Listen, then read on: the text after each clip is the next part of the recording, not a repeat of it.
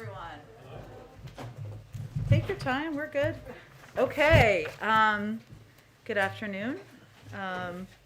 Oh, masks are a little difficult with earrings, I'm learning right now. Okay. Well, okay. Happy day 364 of this administration.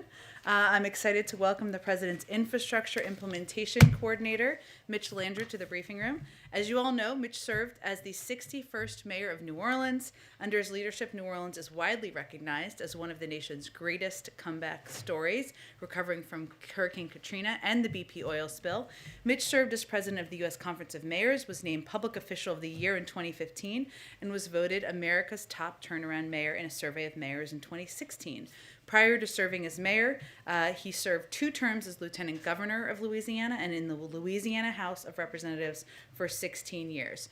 As the president's infrastructure coordinator, Mitch oversees the largest long-term investment in America's infrastructure and competitiveness in nearly a century. I wanted to have him come speak with all of you following our announcement on Friday of more than $27 billion from the bipartisan infrastructure law to fix an estimated 15,000 bridges across the country, and ahead of the president's meeting later this week with the Infrastructure Implementation Task Force, which he co-chairs. With that, I will turn it over. He's agreed to take a few questions before he has to go build some more bridges. I worked on that all day. Go ahead.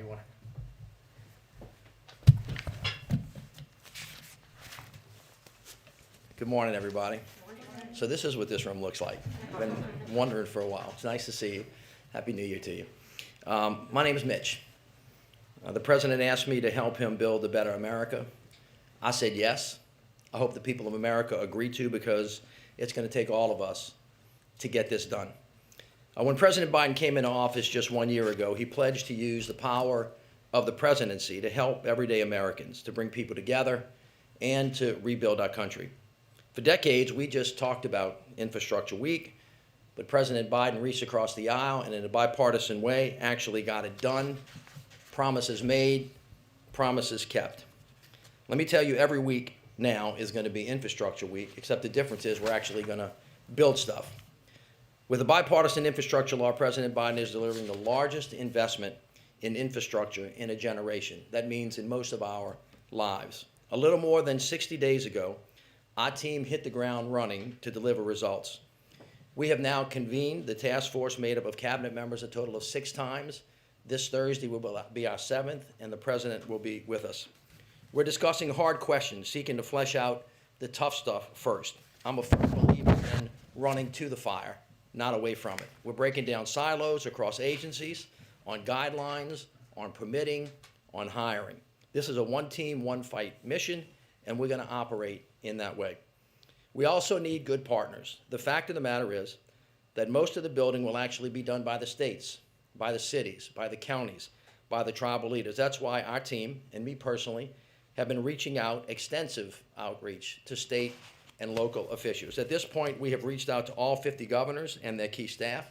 I have spoken to hundreds of elected officials, and we have gotten a fantastic response from them all. As you know by now, we have asked states to appoint infrastructure coordinators, which we think will help foster cross-agency collaboration and make it easier for them to get problems solved very quickly. Already, states like Delaware and New Mexico have appointed coordinators, and states like Arkansas and Michigan are setting up interagency task forces. Our team is here to be problem solvers, to deliver, to build a team, and to help tell the story. Ultimately, we want to help people take advantage of this great opportunity to build a better America. Now, as a country, we haven't spent this amount of money on infrastructure in generations. So we're talking about how to do it with accountability and transparency, on time, on task, on budget, spending taxpayer dollars both wisely and well. Earlier today, I convened the inspectors general of federal agencies involved in the implementation of the law, letting them know we want to do this in a partnership, just like the president did when he was the vice president. He led the Recovery Act process, as the president has expected from his team since day one, including the implementation of ARP. As the president has made clear, results and accountability go hand in hand. To deliver results now and in the years to come, the federal government must undertake this work in a manner that is deserving of the public's trust. So we're going to lean forward. Stewardship of public dollars is a high priority. But I want to level set. This infrastructure work in general is not a one-time economic stimulus. It is not a race to see how many ribbons we can cut before the end of the year. Doing this is going to require balance. It's going to require order. We are definitely going to go fast, but we are not going to hurry, and we are going to get it right. On the nuts and bolts, we're on the right track. As the President laid out last week, we've made real progress. You've seen the announcements, rebuilding roads, ports, and airports. We're making progress on delivering high-speed internet to every American. We're making progress on ensuring water systems deliver clean water by replacing lead pipes. And of course, on Friday, the President rolled out the massive $27 billion allocation to states to fix over 15,000 bridges, the largest bridge program in American history. You see, bridges connect us. They connect people, the movement of goods. They connect communities. They connect the country. With this investment, President Biden is creating a bridge to the future, a pathway to win, a pathway for all of us to win. And today, we have another great announcement. The Department of Interior is announcing a new interagency program for cleaning up orphaned wells, a key initiative of the bipartisan infrastructure law. The law includes $4.7 billion to clean up orphan well sites, plugging, remediation, and restoration activities. So what does this mean for the people of America? Millions of us, millions, live within a mile of hundreds of thousands of orphaned and abandoned wells that leak and spew. These wells jeopardize public health and safety by contaminating groundwater, seeping toxic chemicals, emitting harmful pollutants, including methane. This well capping program also creates jobs and will revitalize rural economies in places where people are directly affected by a transitioning economy. And like so many of these issues we face, cleaning it up will take an all-of-government approach. Interior Secretary Deb Haaland is leading this effort in close partnership with the Department of Agriculture, EPA, and the Department of Energy, and already 26 states have asked for fundings to take advantage of this opportunity to clean up this mess. Secretary Haaland told me the other day a story about a school she visited where children had tissues in their nostrils due to constant nosebleeds, a result of contamination. Can you imagine having our children have to learn in this kind of environment? It has gone on for quite a long time. That's why we're doing this, real results where people live and where it really matters. Cleaning up communities, fighting climate change, creating new and better jobs, and building a bridge to a future economy. It's a really consequential effort. And later this week, there will be more announcements to come. In closing, let me just say, the President has been clear in his charge to me. Build a better America without unnecessary bureaucracy and delay, while at the same time doing what is difficult for the sake of what is right. And so better, as we have said many times, means creating good middle-class jobs, investing in American manufacturing, and building capacity right here at home, supporting disadvantaged and underserved communities so that no one and no community is left behind, advancing climate resilience and sustainability so that we can be better prepared and ready for whatever is coming our way. All of this will make us stronger and better, reduce costs for the middle-class families, and help us compete. This is what building a better America looks like for all of us. Thank you. Jen, back to you. All right. Jeff, go ahead. Mr. Mayor, thank you very much. I was wondering if you could tell us what the response from some states in your old neck of the woods has been. We've seen many federal programs, Obamacare one example, other things. Some red state governors have been resistant. Are you seeing a different kind of response on things like infrastructure, which the programs of which are popular, but the administration isn't necessarily? And just give us a time frame of when you think some of these ribbon cuttings, I know that's not the metric, but when will they be happening? Anything this year? Yeah, Jeff, thank you so much for that. A very wise person said, you know, even if they vote no, they want the dough. And that's absolutely true, especially on infrastructure. As I said, I have personally spoke to over 40 governors, 3 that chiefs of staff. The others, we have been contacted through staff. I've talked to a number of Republican governors, all of whom, in the reddest of red states, were very welcoming. They were very appreciative that the president had asked to call. We clearly acknowledged with each other that we may have differences of opinion on other issues, but on building roads and bridges and airs and airports and clean water and broadband, you know, 75% to 80% of the people of America want these things to happen, and the governors have committed to work with us to actually get it done. You mentioned that in my neck of the woods, I'm from the state of Louisiana, as you know. We have gotten beaten to death by Katrina, Rita, Ike, Gustav, the national recession, the BP oil spill, and a bucket load of other stuff. We always wonder when the locusts are coming. And we have had interaction, as I was lieutenant governor, with a Republican governor who I served with and a Democratic governor. In both of those instances, bipartisanship really is at the forefront of these initiatives. There are going to be some differences, but at the end of the day, there really is common ground, and I feel very good about the willingness to lean forward and to do the things that all of our constituents need, irrespective of what party that they're in. In terms of turning dirt quickly, as I said to you, to level set with everybody in this room, because you will ask me about this from time to time, can you hurry up? When's the money going to get it to the ground? When are the first ribbon cuttings? First of all, this is very different from the American Recovery Program. This is a long-term investment in rebuilding America better. And so there are a lot of these programs that are actually new. Many of them are not. This happens in two ways. Some of this is through formula funding that has been set. Every governor has received an indication of what the states are going to receive for the next 5 years, and that's across whoever's sitting in the governor's chair, so they can start planning today and actually start breaking ground as soon as they're ready to do that. The other part of this bill are competitive grants. Some of those are going to take a little bit of time to set up. My expectation is there's some projects that you'll see people turning dirt on indefinitely the spring or the fall. Which ones they are, I can't actually point to you right now, but there's no reason why that shouldn't happen, especially if some of the projects have been in the line for some period of time. To that point, you know, the president promised shovel-ready projects. The administration hasn't yet been able to identify which of those projects might be getting underway soon. When will we get a better sense of what projects are coming?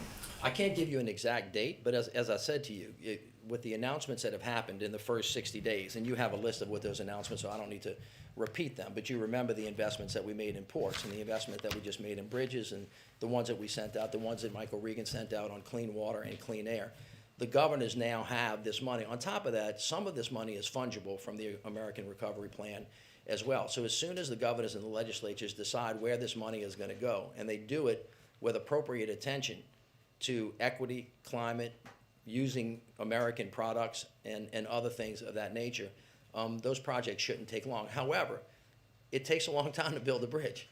You know, you don't build a bridge in a day. Now, sometimes people in this town know that you can tear down things a lot quicker than you can build them, and they work hard to do that. In this instance, we're going to take time and do it right, but we're going to do it as quickly as we possibly can. Joey? Yeah, thanks, Mayor. I'm curious about the $66 billion for Amtrak.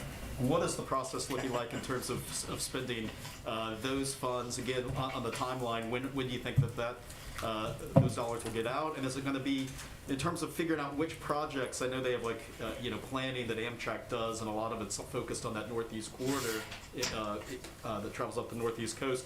You know, is that going to be a process that Amtrak itself figures out what they're going to spend, or is there going to be input also from the administration, the White House? How does that kind of work? Well, first of all, we're going to all figure it out together. Yeah. You can count on that. Secondly, just to make you aware of the scope of this project, it's $1.2 trillion. There are 14 agencies plus some that have some level of involvement. In many of these plans and programs, it takes 3 or 4 agencies to coordinate.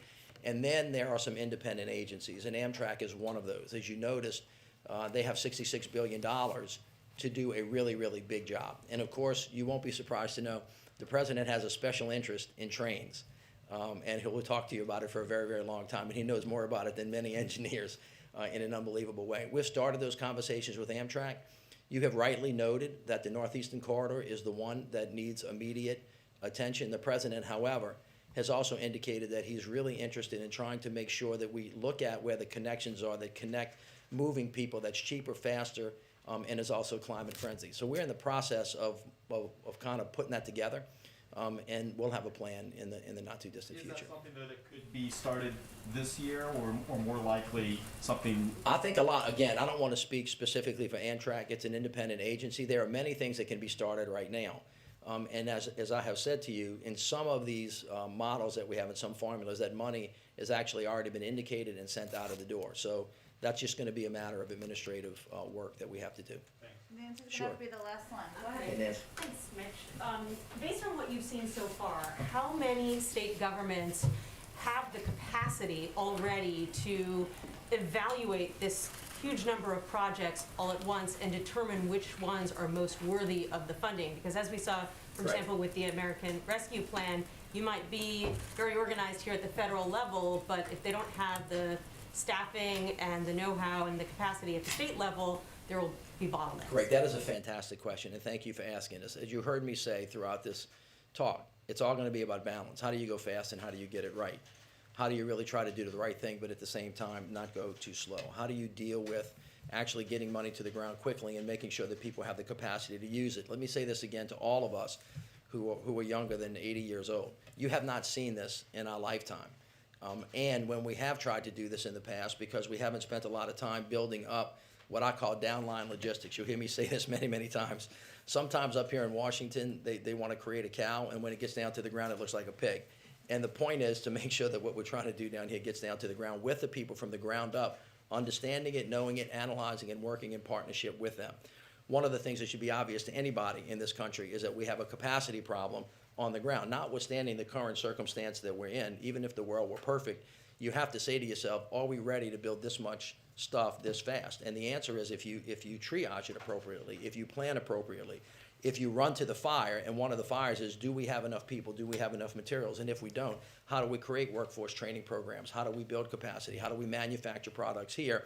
And you understand that this is a 5 to 10 year cycle. You can actually move into it if you do it intentionally and with thought. So to answer your very specific question, there are some states that have been in this business for quite a long time and have moved big stuff, and they're obviously more prepared than others. One of the great challenges and one of the great missions the president gave us, and it falls under the umbrella of equity and climate, what about these small indigenous communities that don't have the capacity to apply for a grant? What happens if they get a grant? Do they have the ability to spend the money? And our team has raised that up, all of our agencies, and says we've got to run to that fire, and we have to start building capacity on the ground level. And then how actually are we going to do that? What does workforce training like? What does the partnership with community and technical colleges look like? How is labor going to build apprenticeship programs to lift up people of color who have not been involved in this interest? And how do you create this virtuous cycle of success and moving in one direction? This is why, back to Jeff's questions earlier, if everybody cooperates, if everybody saves their fire for all of these hot button issues that we all tend to disagree with, and don't focus that on infrastructure because there's not a Republican or a Democratic way to fill a damn pothole, then we ought to be able to get all of this stuff done more quickly and better. And that, ladies and gentlemen, is what a better America looks like for President Biden. Thank you all very much. Thank you so much. I appreciate it. Invited back anytime, as I always like to say. Okay, all right, did this a little bit better this time? Okay, just have a couple of items for all of you at the top. I have a bit of a hard out at 1/4 or 10 of, so we'll get around to as many people as possible.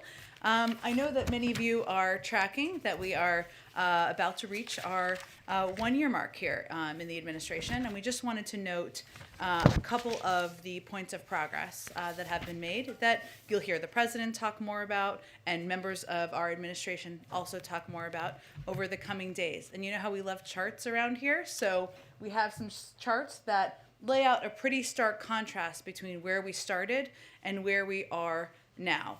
So just to highlight a couple of pieces. During the president's first year, we saw the most dramatic change in our economy of anywhere in the world. It was the biggest year of job growth in American history, and it was the direct result of actions taken by President Biden and Democrats in Congress, including the American Rescue Plan. The vaccination effort it helped fund, and now the bipartisan infrastructure law.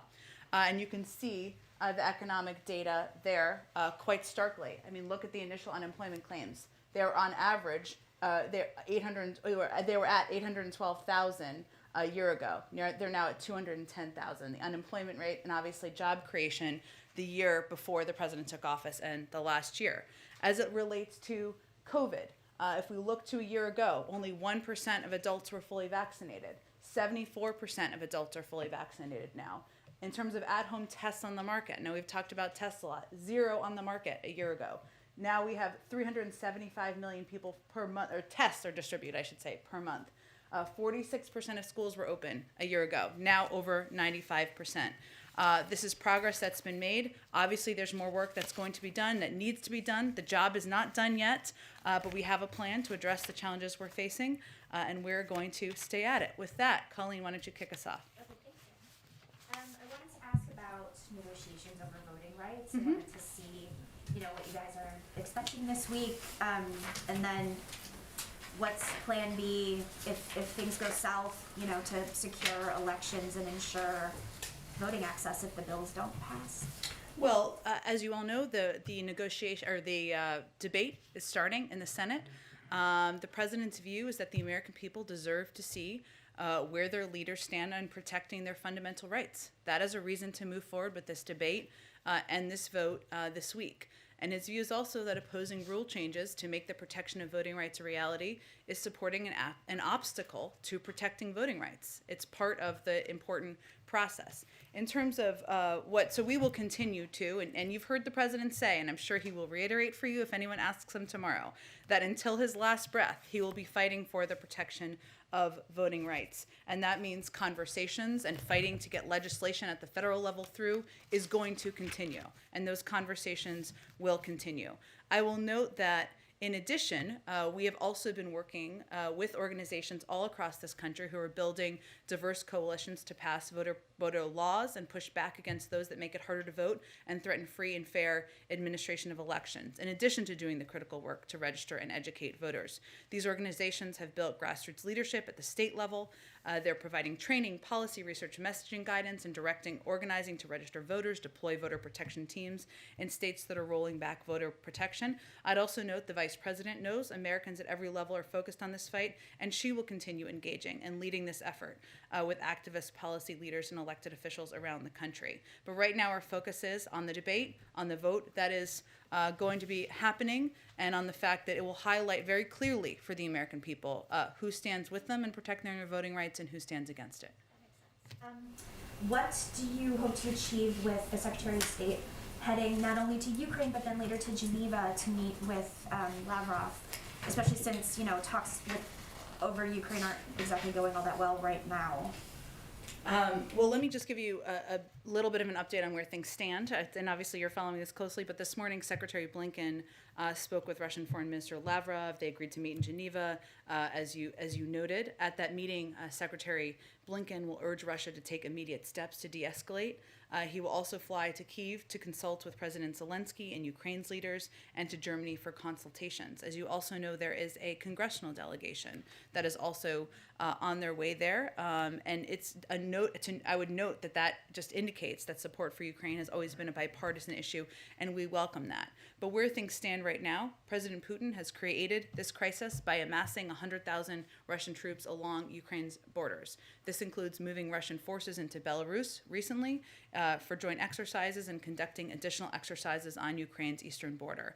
So let's be clear. Our view is this is an extremely dangerous situation. We're now at a stage where Russia could at any point launch an attack in Ukraine. And what Secretary Blinken is going to go do is highlight very clearly there is a diplomatic path forward. It is the choice of President Putin and the Russians to make whether they are going to suffer severe economic consequences or not. Go ahead. Oh, let me go around to people who had questions. Go ahead. Trevor. Could you, when you're talking about kind of this meeting that the Secretary of State is going to have with Sergei Lavrov, what is the, is there an expectation that he's going to provide some sort of response to the issues that were raised in the January 10th meeting? Oh, well, again, I don't have anything for you to specifically preview on the behind-the-scenes negotiations and discussions, but our position has been crystal clear from the beginning, the position of the President and the Secretary of State, that there are two paths. There's a diplomatic path forward. We certainly hope they take that path. There's the other path. It is up to the Russians to determine which path they're going to take, and the consequences will be severe if they don't take the diplomatic path. Consequences. There's been reporting out of Europe that essentially this idea that's been floated about taking Russia out of the SWIFT financial payment system is basically off the table at this point. Is that accurate? No option is off the table. In our view, we continue consulting closely with European counterparts on severe consequences for Russia if it further invades Ukraine. And do you have a commitment from the German government that they will end the Nord Stream 2 pipeline? I think, as you know, it is not functioning currently. You've seen the steps that they have taken recently. Germany's Federal Network Agency has suspended the certification process as well of Nord Stream 2. And our view continues to be that stopping the Nord Stream 2 pipeline is a critical credible peace we hold over Russia at this point in time, especially since it is not functioning. And if sanctions are imposed right now, which some are proposing, and Russia views these sanctions as a sunk cost, then this would be one less consideration in its calculus. So of course, we're consulting closely with all of our partners and allies in this, but I would just note again that the pipeline's not operational, that Germany's Federal Network Agency has suspended the certification process. Go ahead. Thanks. Staying on Ukraine and Russia, what does the White House make of the evacuation of Russian diplomatic staff from their embassy in Kiev? And do you think the threat of invasion is getting higher or lower? Well, I think as I noted a few minutes ago, we believe we're now at a stage where Russia could at any point launch an attack on Ukraine. I would say that's more stark than we have been. In terms of the decision to move to evacuate their embassy or to move personnel out of their embassy. We have information that indicates the Russian government was preparing to evacuate their family members from the Russian embassy in Ukraine in late December and early January. We certainly would refer you to them for more specifics about what their decision is, but we don't have an assessment on why in the meeting. Another one on reports that the White House is in talks with the FAA and wireless providers on the 5G rollout and those potential disruption to airline travel. Is there anything more you can tell us on this agreement you're working on, and are you trying to prevent any flight cancellations which could start as soon as tomorrow? Well, we are, those conversations are ongoing. I don't have an update at this moment, but they're ongoing right now, I would say. So we have the safest airspace in the world. We're committed to reaching a solution around 5G deployment that maintains the highest level of safety while maintaining disruptions, while minimizing disruptions to passenger travel, cargo operations, and our economic recovery. We certainly understand what's at stake for both industries. We are actively engaged, as you said, with the FAA, FCC, wireless carriers, airlines, and aviation equipment manufacturers to reach a solution. And we believe that with continued cooperation, we can chart a path forward. But certainly, minimizing flight disruptions, ensuring safety in travel is a top priority. And then one more, going Bloomberg on you. Microsoft buying Activision Blizzard will create the world's third biggest video game company. Does the White House have any competition concerns with this acquisition? Well, I would just note that today there is an announcement by the FTC and the Justice Department that's probably happening now. Broadly speaking, this is not about this specific case, which is, in our view, a critical step towards delivering on one of the key priorities of the executive order the president signed, which is strengthening enforcement against illegal mergers. And it basically kicks off the technical process to review merger guidelines. As it relates to this specific case that you mentioned, I don't have a comment on a specific merger, but I just wanted to point you to their announcement, their press conference that may be going on right now. Go ahead. Oh, Joy, let me go ahead. Let me go ahead so I just get to people and ask questions. Sure.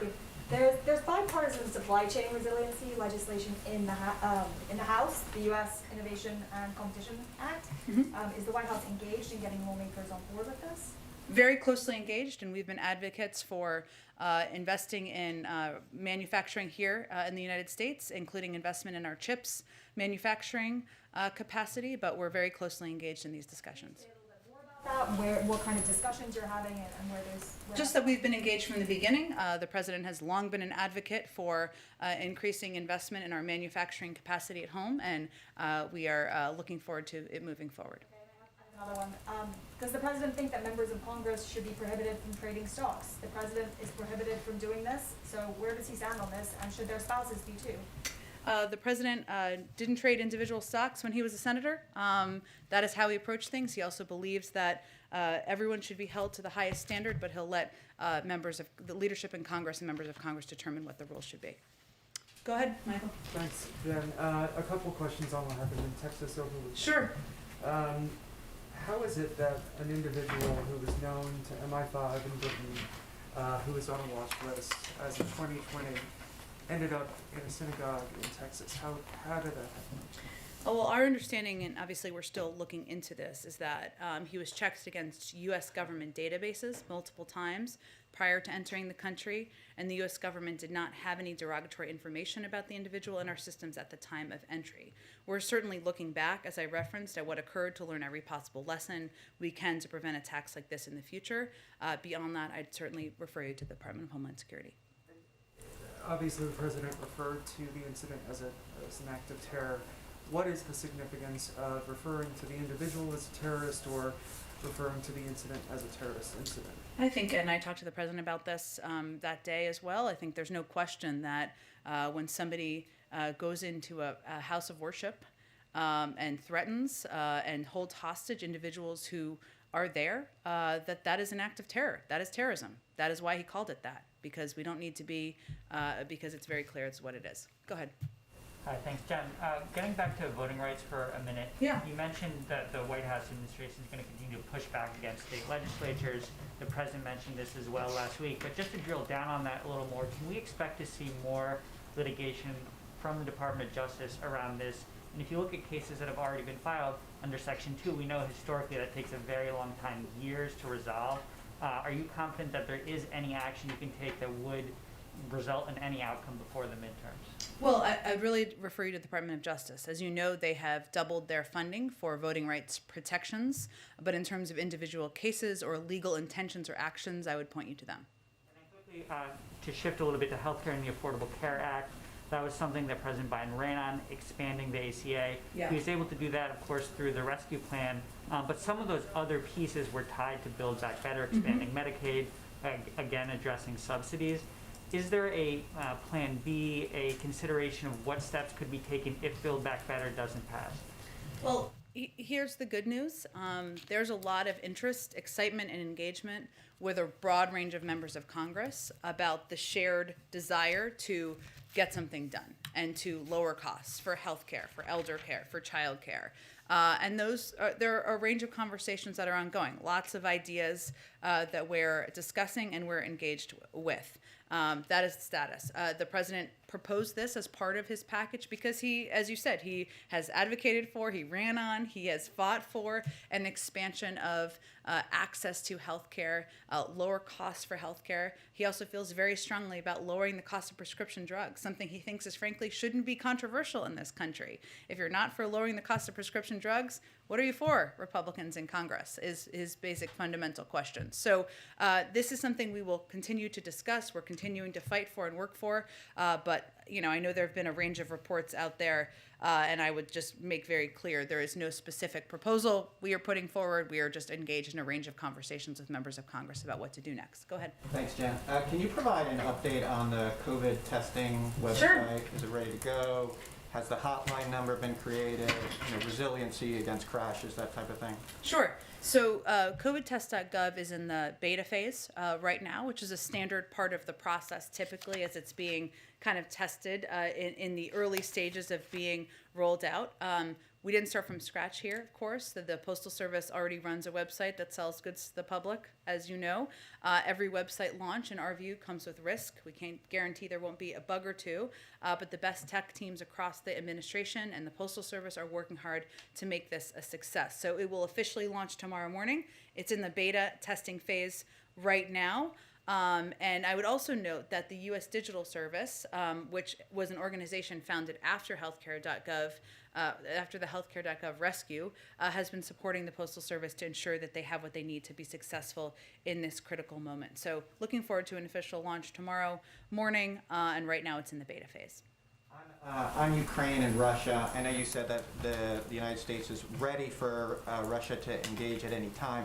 I wanted to ask you, though, about the media narrative of the falsifying or alleging that Russia is going to say that Ukraine is going to attack Russia. Have you seen any indications of that? Has that narrative been put into work yet? We talked about this a fair amount on Friday because we've seen efforts to push that narrative in the media and in the public.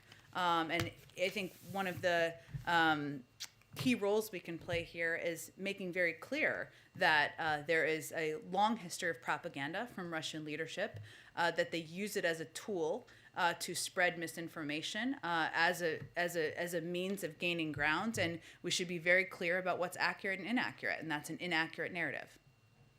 Go ahead. Thank you, Jen. Thank you. Since there are so few reporters in here today, I'd like to ask briefly about 3 transparency issues.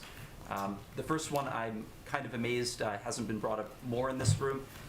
That is that Vanity Fair reported recently that on October 22nd, a group of health experts from Harvard, the Rockefeller Foundation, and other groups proposed on a Zoom meeting with administration officials a plan to mass distribute coronavirus tests to homes before Christmas to prevent a winter surge of COVID-19 cases, but that they were told 3 days after that Zoom meeting that that idea was dead. So I emailed you about this yesterday and again this morning so that you'd be able to track down a firm answer on 2 details here. The first detail is which administration officials attended that October 22nd meeting. For example, did Drs. Fauci and Walensky participate? And was President Biden personally briefed at the time on that recommendation before it was passed over? Well, maybe people haven't asked about it because we've done a lot of what was discussed in that meeting that happened a couple of months ago, including massively expanding our testing program and capacity. And the issue at the time, which was a very small part of the conversation, was that the market had not expanded enough to at that moment in time be able to launch the website we're launching tomorrow. And the president, used the Defense Production Act, invested $3 billion to expand it, quadrupled the size of our testing capacity, and now we've ordered 1 billion doses. So we see that as our COVID team, the members who participated, saw that as a very constructive meeting, a good meeting, a lot of which we've worked to implement. So the idea, though, to mass distribute tests to homes before Christmas and New Year's, that idea was not adopted. How can President Biden shut down the virus if he's, not being briefed on these ideas? That's my question. So I'm wondering who were the advisors, and was President Biden briefed on this idea at the time? Well, I think I just answered your question, which you may not have been listening. Maybe you were waiting to read your next question, which is fine. But I just answered your question. Let me finish, Stephen. Stephen, I'm finishing. What I said to you just a minute ago is that we did not have the capacity at the moment. We had a very constructive meeting with this group. We agreed in the need to expand our testing capacity. That's why we quadrupled the size of our testing capacity and why the president had already used the Defense Production Act to invest $3 billion. But the market did not have the capacity at that moment to do what we're doing tomorrow. Yes, I hear what you're saying, but that's not the question I asked. The question I asked was Do you have another question? I think I've answered your question. Was President Biden briefed at the time? Again, I've answered your question. If you have another one, I'm happy to answer it. Otherwise, I'm going to move on to the next person. I didn't get answers there, but I'll move on to another one. Great. The second question is that in light of President Biden's first year coming to a close, the data indicates that he spent a quarter of his days, at least partially, in Delaware. In light of that, will the White House be reconsidering the decision not to release visitor log information from his Delaware residences? Well, the president goes to Delaware because it's his home. It's also where his son and his former wife are buried. And it's a place that is obviously close to his heart. A lot of presidents go visit their home when they are president. We also have gone a step further than the prior administration and many administrations in releasing visitor logs of people who visit the White House, and we'll continue to do that. Go ahead in the back. I think we're done, and we're going to move on. Go ahead in the back.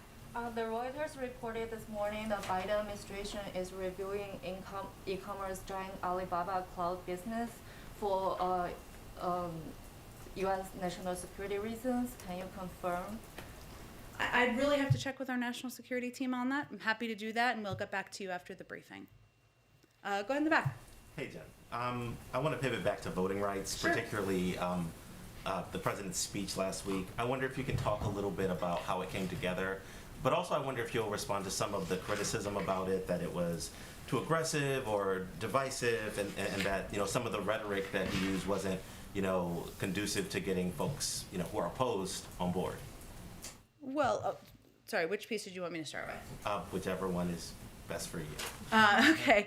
Well, I would say first that, the president delivered a powerful speech about the protection of people's fundamental rights in this country, which is their right to vote, their right to vote for anyone they choose, whether it is him or someone else. It was not a partisan speech. It was intended to lay out for the public exactly what's at stake and lay out for elected officials what's at stake. And he stands by everything he said in that speech.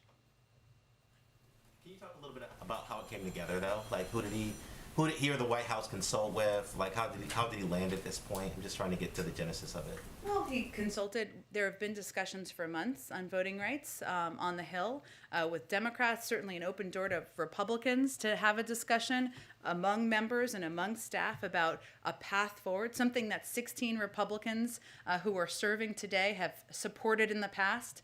And also he consulted a lot with civil rights leaders. We consulted with civil rights leaders, with voting rights activists, and others who have been working around the clock to advocate for voting rights. Okay, go ahead, Jeff. Let me ask you a couple questions. First, what is the administration or the White House doing today on the 5G controversy, if anything, in the remaining hours before the midnight deadline? So there are ongoing discussions right now with members of our economic team who are closely engaged with at the FAA, FCC, wireless carriers, airlines, and aviation equipment manufacturers to reach a solution. As you noted, tomorrow is the deadline. Our objective is, of course, to reach a solution around 5G deployment that maintains the highest level of safety while minimizing disruptions to passenger travel. That's what we're working towards, but everyone from Secretary Pete Buttigieg to members of our economic team are closely engaged in these discussions. And heading into the president's press conference tomorrow on the eve of his one-year anniversary, he has long said that he would talk straight from the shoulder, I think is his words, to give an honest assessment of things. What is your honest assessment of the last year of the Biden administration, and how can the voting rights failure not be seen as some type of a metaphor for these challenges? Well, I would say in terms of voting rights, his view is that it's never a good idea not to shoot for the moon with what your proposals are and what you're fighting for. And the alternative is to fight for nothing and to fight for nothing hard. And that oftentimes, as you know, you've covered a couple of administrations, you don't get everything done in the first year. But what we feel good about, and this is why I brought some of these charts to show the contrast, is that coming into an incredibly difficult circumstance, fighting a pandemic, a massive economic downturn as a result, an administration that was prior to us that did not effectively deal with a lot of these crises, that there's been a lot of progress made. We need to build on that. The work is not done. The job is not done. And we are certainly not conveying it is. So our objective, and I think what you'll hear the president talk about tomorrow, is how to build on the foundation we laid in the first year. Go ahead. On 5G, the FAA has had 2 years to come up with a plan for this, to deal with this implementation. Should they have acted sooner to minimize disruption? Did the FAA drop the ball here? You know, I think, Mary, there'll be lots of time to look back and see how we got here, and I know many of you will do that, and of course that is understandable. But right now, over the next less than 24 hours, what we're focused on is trying to come to a solution that will minimize travel disruptions to passenger travel, cargo operations, and our economic recovery, and that is why it's so important to hopefully come to an agreement and ensure more planes are flying out there. Oh, go ahead. On voting rights, unless something has dramatically changed, which it doesn't seem likely this is going to fail, you have made clear that the president, is going to keep up this fight with every last breath he has. Does that mean that this is the top priority going forward legislatively? I ask because obviously BBB is still stalled as well. Where's the president going to be putting his energy? We can and will advocate for both. That is reflective of what's happening now, too. Of course, voting rights is right now being debated. It's going to be on the floor. The president was out last week, as you know, giving a powerful speech about why this is so important to move forward. At the same time, we were having a range of conversations on Build Back Better because we also want to get that done. So we're going to keep fighting for both. Go ahead. Thanks, Jen. The airlines are using some pretty dire language to describe what's going to happen tomorrow if the president doesn't step in and take action. They're saying that the nation's commerce will grind to a halt, that the vast majority of the traveling and shipping public will essentially be grounded. Does the president share the view that the airlines have about how bad this is going to be if the White House doesn't step in? Well, I think what we're trying to do now is come to a solution to avoid exactly that. And it is true that if there are hundreds or thousands of flights that are grounded, that means not just disruptions to passenger travel, that also means cargo operations. That means that goods aren't moving around as quickly and effectively as they need to in order to not have supply chain disruptions. So this is something that we are very focused on, we've been closely engaged on, and we want to avoid that and prevent it. Can you explain why the FAA and the FCC seem to have different views here? The FAA seems to share some of the concerns that the airlines have about the possible implications of implementing 5G, whereas the FCC has said, based on the data it's seen, it's not a problem. Well, I think part of this is having a negotiation and trying to find a solution. I'm not going to speak for the FCC, which is of course independent. Our objective is to prevent this from becoming the economic disruption that you referenced in your question. Go ahead, Joey. Yeah, thanks, Jen. You mentioned the beta testing is already underway in regards to the COVID-19 testing website. One of my colleagues discovered that they're already you are already able to purchase them, or not purchase them, order them for free online. So, you know, for people who are purchasing them today, are these orders being registered? Are they going to be able to get that's beta testing. Okay. Yeah. So meaning we're going to launch it formally tomorrow morning, but this is how we did vaccines.gov as well. So it's kind of a part of the process. Do you have an official rollout tomorrow morning? What time in the morning can we expect? I don't have the exact time for you at this moment, but again, it's going to be out tomorrow morning, mid-morning tomorrow, and we're looking forward to getting free tests out to the public. And on the same topic, Maryland Governor Larry Hogan yesterday on Face the Nation said the federal government has, quote, fallen short in a couple ways recently in regards to its COVID-19 response. He pointed to these 500 million rapid tests, saying the federal government has purchased tests that his state had already contracted rather than purchasing new tests. He said, quote, we're sort of hijacking the tests that we already had plans for, and we're now getting some of those providers to tell us they no longer have the rapid tests. So what is the White House's response to that criticism that the federal government is purchasing the same allotment of tests and hamstringing some state efforts here? I'd have to check into that, on the accuracy of that with our COVID team, and I'm happy to do that. All right, thanks so much, everyone.